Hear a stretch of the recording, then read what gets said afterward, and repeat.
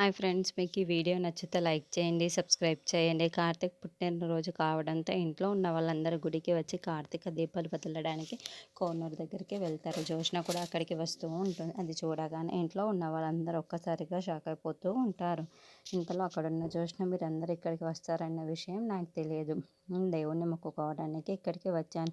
సరే, నేను వెళ్ళిపోతున్నాను అనేసి పక్క నుండి వెళ్ళిపోతూ ఉంటుంది. అది చూసిన కార్తీక్ వాళ్ళ అమ్మ, నువ్వెందుకు జోష్న వెళ్ళిపోవడం? నువ్వు దేవుణ్ణి మొక్కుకోవడానికి వచ్చావు. నువ్వు మొక్కుకొని కార్తీక దీపాలు వెలిగించి ఇక్కడి నుండి వెళ్ళు.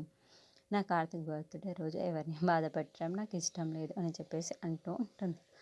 ఆ మాటలు వినగానే అక్కడున్న జోష్న చాలా సంతోషించి, ఈరోజు అందరితోనే ఉండమంటున్నావత్త, ఇంకా కొన్ని రోజుల్లో కార్తీక్ రోజుల్లో ఉండమని కూడా సిచ్యువేషన్ వస్తుంది అని అనుకుంటూ కార్తీక్ వైపుకు చూసి నవ్వుకుంటూ ఇంతలో అక్కడున్న కార్తీక్ మాత్రం, నాకు జోష్న ఉండటం ఇష్టం లేదు, కానీ నువ్వు ఉండమంటున్నావు కదా, నేను బాధ పెట్టడం నాకు ఇష్టం లేదు, అందుకే జోష్నని ఏమి అనలేకపోతున్నాను అని చెప్పేసి జోష్న వైపు చూస్తూ అంటాడు. ఇంతలో అక్కడున్న జోష్న మాత్రం బావని ఎలాగైనా సరే నేను త్వరగానే దక్కించుకోవాలి అని చెప్పేసి చూస్తూ ఉంటుంది. ఇంతలో అక్కడున్న కార్తీక్ వాళ్ళ అమ్మ అయితే, త్వరగా వెళ్ళి కార్తీక దీపాలను వెలిగించి భక్తితో మొక్కుకోండి అని చెప్పేసి అంటుంది. ఆ మాటలు వినగానే అక్కడున్న కార్తీక్ అయితే కార్తీక దీపాలను ఎందుకు వదులుతారో కొంతమందికి తెలియకుండానే ఇక్కడికి వచ్చారు.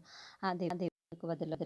ఆ మాటలు వినగానే అక్కడున్న జోష్న అయితే, నువ్వు నా కోసమే మాట్లాడావు అని నాకు తెలుసు బావా. సరే, నాకు తెలియదు. ఓకే, దీపకు తెలుసా?